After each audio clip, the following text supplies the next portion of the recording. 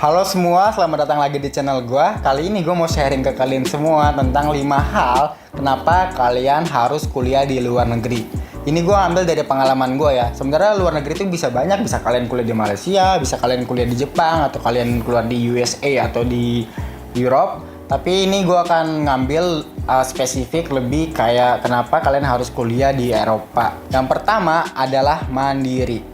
Jadi kalau kalian kuliah di luar negeri, kalian pertama pasti kalian akan jauh dari orang tua, kalian akan jauh dari teman kalian akan jauh dari zona nyaman kalian. Gue akan ambil contoh diri gue. Gue tuh kalau di Jakarta, gue tuh kalau malam-malam kalau lapar ya gue tinggal pesan Gojek. Kalau baju gue kotor ya ntar bisa dicuciin, atau pokoknya hidup gue tuh gimana ya, di Jakarta ya manja. Nah pas gue ke Eropa, by the way yang belum tahu, gue itu kuliah di Prancis di Université de la Réunion Paris. Nah, selama gue kuliah di situ, jadi di sana kan kalau gue mau makan, harga makanannya itu kayak di tempat makan ya. Ini tempat makan biasa, bukan restoran, tempat makan biasa itu. Sekali gue makan tuh gue bisa habis sekitar 150.000 sampai 200.000. Itu gue makan makanan Asia. Habisnya segitu. Terus kan gue mikir kayak gue sekali makan habis sekitar 150 sampai 200. Kalau gue sebulan gue makan kayak gitu terus, mungkin sehari gue 2 kali makan, itu gue lama-lama bangkrut kan. Nah, akhirnya gue memutuskan untuk belajar masak sendiri. Jadi gue selama di Eropa tuh gue tiap hari gue nontonin YouTube gimana cara masak, gini. Akhirnya pengeluaran gue tuh bisa lebih hemat gitu. Jadi gue lebih mandiri. Jadi pas baju gue kotor, gue belajar cara nyuci baju gimana, cara ngeringin baju gimana. Terus gue juga belajar gimana cara nyuci piring yang benar. Gue belajar banyak hal lah pokoknya. Jadi hidup gue itu jauh lebih mandiri. Yang kedua adalah sudut pandang. Kalau menurut gue itu ngelihat pemikiran orang Indonesia itu kebanyakan tuh kayak hitam dan putih. Jadi dia cuma ngelihat baik dan buruk. Jadi dia lebih gampang ngejudge orang, lebih gampang menghakimi orang. Jadi gue ambil contoh diri gue, kayak pas gue di Eropa itu gue bisa jadi diri gue apa adanya. Gak ada yang berani ngejudge gue. Kalian tuh bisa melakukan hal yang kalian mau. Kalau di Indonesia kan kayak kalian melakukan apa-apa dijudge, dihakimi. Kayak gue tuh kayak 1 tahun yang lalu itu gue punya teman orang Turki perempuan, dia itu ke Indonesia, terus dia tinggal di rumah gue selama sekitar mungkin 2 bulan dia tinggal di rumah gue. Terus dia bilang kayak gini ke gue, tapi orang Indonesia itu gue nggak tahu kenapa itu tuh mereka tuh kayak pakai kacamata kuda gitu. Jadi mereka tuh kayak suka ngejudge gitu. Jadi kan teman gue itu kan ya mungkin karena budaya Eropa ya. Jadi teman gue tuh kayak pakai baju terbuka gitu. Maksudnya cuma terbukanya nggak terbuka banget, kayak baju yang cuma segini doang, terus cuma sama pakai celana pendek gitu. Terus orang-orang tuh pada ngejudge dia, pada ngatain dia, terus dia bingung kenapa gue nggak bisa jadi diri gue sendiri. Jadi kalau kalian kuliah di Eropa, sudut pandang kalian pasti akan berubah. Jadi kalau kalian kuliah di sana itu, kalau pengalaman gue ya gue tuh selama di sana gue nggak pernah dijudge. Jadi gue kayak gue mau rambut gue kayak gimana, gue mau style gue kayak gimana, orang tuh nggak ada yang ngejudge gue. Jadi gue tuh bisa jadi diri gue apa adanya. Itu kalau di Eropa. Nah, kenapa mereka kayak gitu? Alasan mereka itu takut. Mereka tuh takut kayak gimana ya? Kayak gue nggak berhak ngejudge seseorang karena gue tahu diri gue pun masih kurang sempurna. Jadi kalau kalian perhatiin di video gue tuh rata-rata gue tuh sering banget kan ngomong pakai kata menurut gue, karena gue mikirnya tuh gue masih takut kayak ngasih tahu kalian tentang tips YouTube, ngasih tahu kalian tentang gimana hidup di Eropa gitu. Gue tuh masih takut. Gue tuh takutnya kayak ilmu yang gue berikan mungkin salah. Karena gue mikir ilmu gue tuh yang nggak bagus-bagus banget, ilmu gue tuh nggak tinggi-tinggi banget. Gue ngerasa tuh banyak banget hal yang gue nggak tahu, makanya gue tuh pakai kata menurut gue, karena gue takut ilmu yang gue kasih ke kalian tuh bisa menyesatkan atau gimana. Itu alasannya kenapa gue sering pakai menurut gue. Yang ketiga adalah pertemanan. Jadi kalau kalian kuliah di Eropa atau kalian kuliah di negara manapun, pasti kalian punya teman-teman yang berbeda. Berbeda itu maksud gue yang berbeda dari kulit, yang berbeda dari mata, yang berbeda dari rambut, dan berbeda dari tingkah laku juga. Atau maksudnya berbedanya itu berbeda dari kebanyakan orang Indonesia. Nah, di situ kalian akan mulai menghargai seseorang, menghargai perbedaan. Dan yang paling penting kalau gue ya, yang paling penting itu kalian punya banyak channel, kalian punya banyak relasi gitu. Misalnya kalian udah lulus kuliah, terus kalian pengen nyoba bisnis nih. Kayak gue pengen bisnis, gue pengen ngirim barang dari Indonesia. Gue punya temen nih di Turki, gue pengen ngirim barang di Turki. Kalian bisa minta bantuannya dia.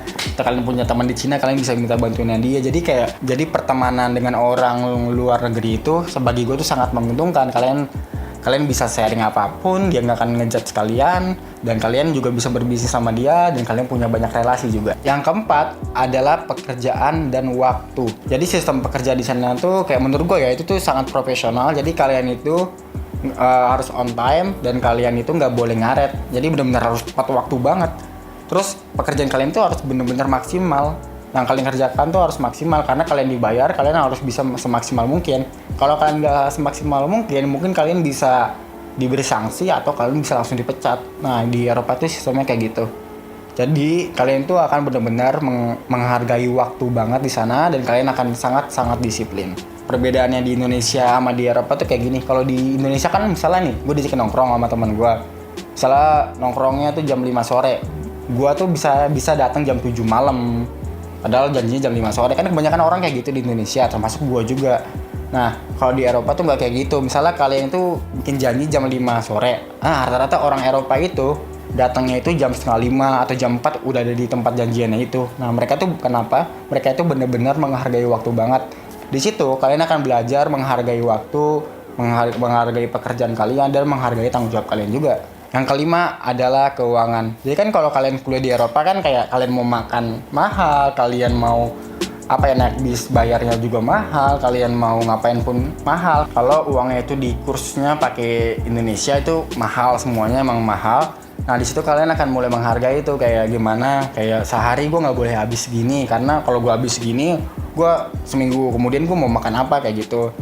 Pertama, kalian akan menghargai. Kedua, kalian pasti akan cari cara biar kalian menutupi keuangan kalian. Misalnya uang kalian tuh kurang nih, kayak gila nih gue kalau gue pengen hidupnya agak lebih, kayak gue pengen makan yang lebih enak, uang gue akan kurang nih, gue 3 minggu lagi gue nggak akan bisa makan enak. Nah, di situ kalian akan mulai mencari pekerjaan sendiri, kalian akan mulai cari cara lah gimana biar bisa ngasilin duit sendiri. Contohnya kayak gue nih, permisalan gue kan kayak di sana kan gue bosen nih makan makanan Asia, gue capek masak tiap hari. Jadinya gue tuh pengen loh nyobain makan steak di sana, atau gue pengen nyobain makan pizza di sana. Jadi gue mikir aja kalau gue misalnya makan ini 3 minggu kemudian gue mau makan apa, nasi sama garam kan nggak mungkin. Jadinya ya gue kayak ini gue itu mulai cari berpikir buat nyari bisnis juga. Jadi di sana cara gue menutupi keuangannya adalah gue melakukan bisnis. Jadi bisnis yang gue lakuin di sana tuh banyak ya. Jadi kan gue pernah cerita gue tuh pernah jadi personal shoppernya Hermes. Jadi ada orang Indonesia, dia minta beliin tas Hermes, terus gue beliin, terus dia ngasih uangnya ke gue. Selain jadi personal shopper, bisnis kedua gue itu adalah kartu ucapan. Jadi kartu ucapan tuh maksudnya kayak gini. Kalau misalnya kalian tuh punya pacar, terus pacar kalian ulang tahun nih, kalian kan bingung mau ngasih apa. Nah, jadi gue tuh bisnisnya gini. Jadi kan di sana kan Prancis itu terkenal, atau Paris itu terkenal dengan Menara Eiffel-nya ya. Jadi gue tuh ke Menara Eiffel, terus gue bawa kamera, terus gue bikin kata-kata gitu kayak misalnya Johnny I love you bla bla bla bla gitu. Kayak abis itu gue tulis di kertas, di sini kertasnya, di sini kameranya, abis itu gue foto, belakangnya backgroundnya Menara Eiffel gitu. Dan itu gue jual, dan itu laku. Nah, banyak orang yang ngasih pacarnya di ulang tahun tuh kayak gitu kan, kayak keren banget gak sih, kayak kartu ucapan belakang Menara Eiffel. Orang kan kayak wah gila keren banget. Nah, dan itu laku keras di Indonesia, dan gue bisnis gituan juga dulu sebelum ada corona.